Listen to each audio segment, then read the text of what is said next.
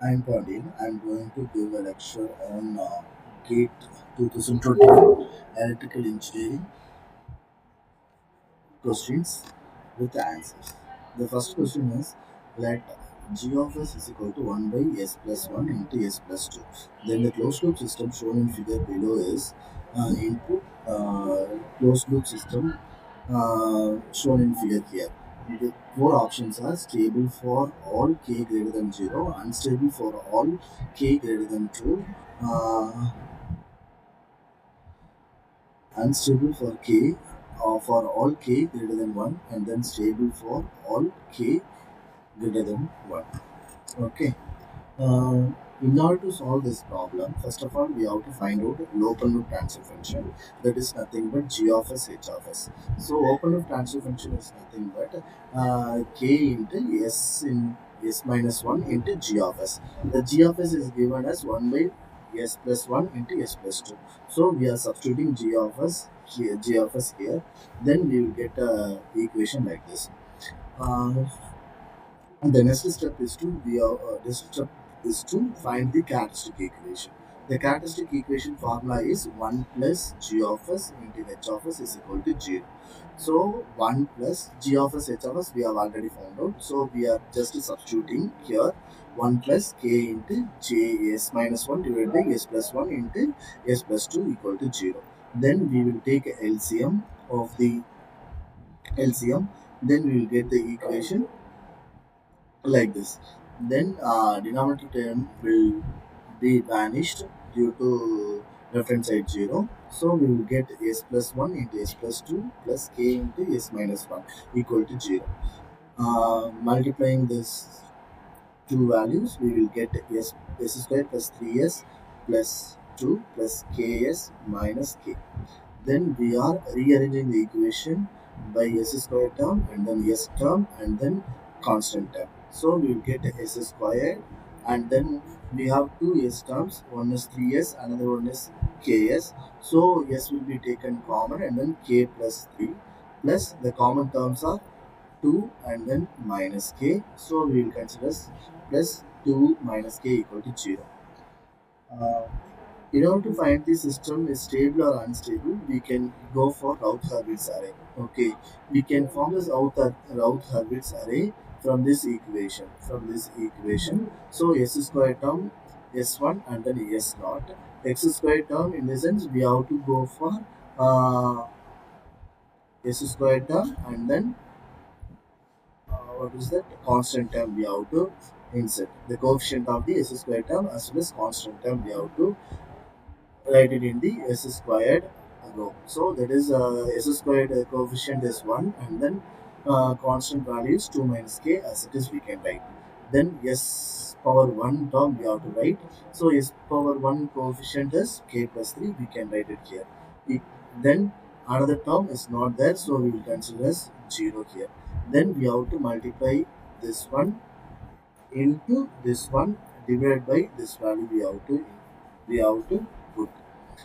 So we will get due to 0 in this row, we will get 2 minus k in the s of 0 term. Okay. So we know that the system is to be stable only when the system first column elements are greater than 0. So hence k plus 3 is greater than 0 as well as 2 minus k greater than 0. So k value is greater than minus 3. 3 will be going this side, so minus 3. And then k is going this side, so 2 greater than k. So comparing these two conditions, we will get it starts with k value starts with minus 3 and then end with 2. So it is possible for we will check with the answer stable for unstable for all k greater than 2. So that's why the answer is B. The second question is, the input voltage V of t and the current I of t of the converter are given by V of t is equal to 300 sine omega t voltage, and then I of t is equal to 10 sine omega t minus pi by 3 2 sine 3 omega t plus pi by 3 plus 3 is sine 5 omega t plus pi by 2 amperes, where omega is equal to 2 pi into 50 radians per second. The input power factor of the converter is closest to 2. This is four options are given.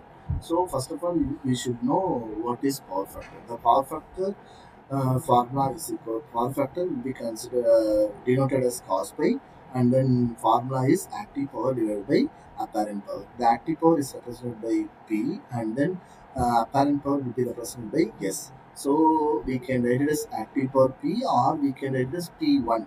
P1 in this sense the first term of the active power. Okay. So for finding out the apparent power, S is equal to Vrms into IRMS. We have to find out.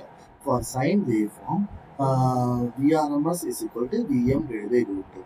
Here the Vm is nothing but we can write this V is equal to Vm sine omega t. Here Vm is equal to 300. So Vrms is equal to 300 divided by root 2. Then we have to find out the IRMS.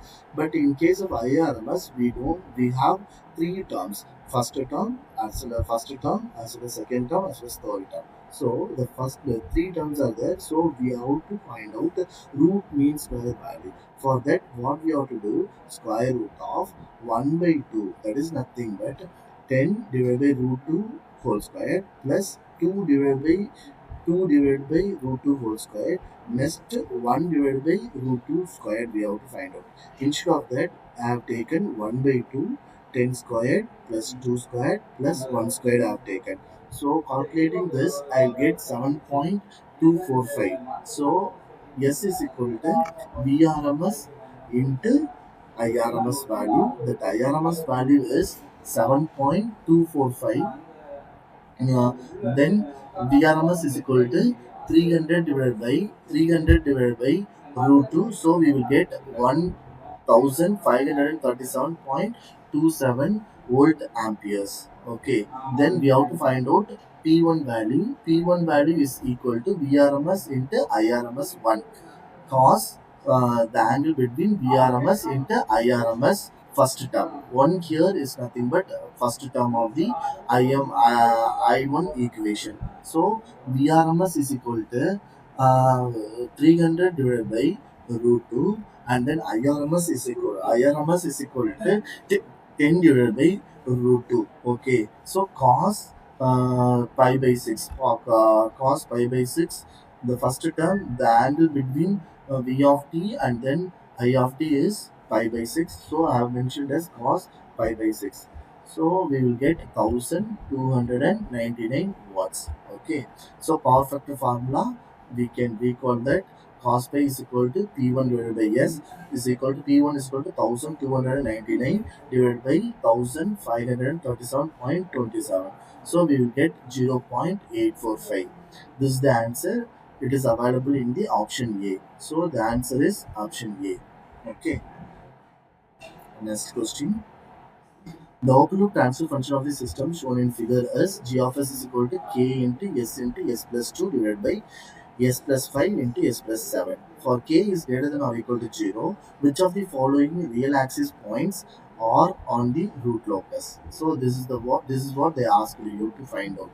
Okay, we have to find out the real axis points. What are the points will be available in the root locus? Okay, uh, first of all, I'm drawing the S plane for the given g of s. So, uh, so the given function is k into s plus 2 divided by s plus 5 into s plus 7.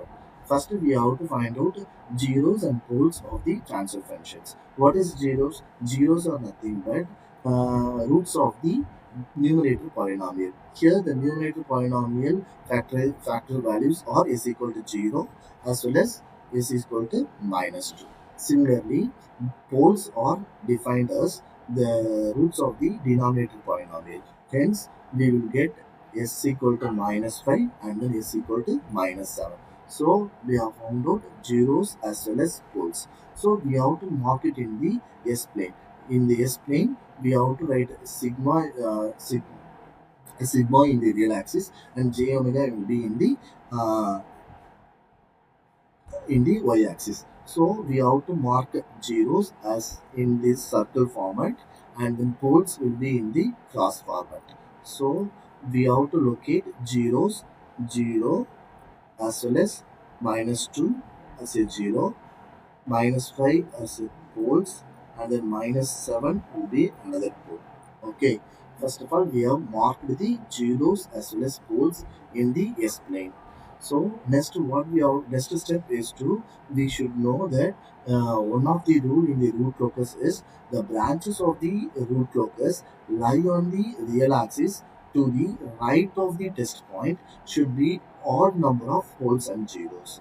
This is the rule. Again, I'll repeat, the branches of the root locus lie on the real axis to the right of the test point should be odd number of poles and zeros. Okay, so then only the root locus will be exist, otherwise the root locus will not be exist. Okay, first of all, this is the same diagram I have drawn here also. So in this I have taken first test point here. Test point will be here. Test point will be taken here.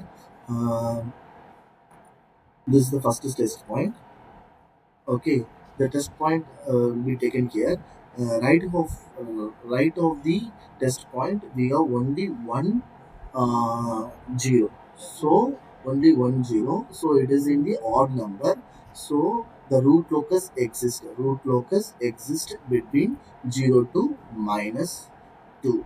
Okay. Next test point I have taken here. Okay. Next test point will be taken here. Right of this test point, we have -2 as well as 0. Two zeros are there, so it is an even number of zeros are available. So the root locus will not exist. So I have written as non-root locus. Okay. Next, I have taken another test points here. This is the test point. Uh, in this test point, right of the test points, we have -5 as a pole, as well as -2, -5 as a pole, and then -2 as a zeros, as well as 0 as a zeros. Okay, so three zeros, two zeros plus one pole will be there. So totally we have three values. It is an odd number. So root locus exists between -5 as well as -5 to -7. So that's why we have represented as root locus exists between these two poles. Okay. So from this diagram we can say that root locus exists between 0 to -2 as well as -5 to -7. Hence, the options we have to check the options. Okay, options -1. -1 is between 0 to -2, so it will be considered. Next, -4. -4 it is in non-root locus, so it will not be considered. Then -6. -6 will be in between -5 to -7, so it will be considered. Next, -10. -10 is not there, so it will not be considered. So the answer is option A as well as option C. Thank you.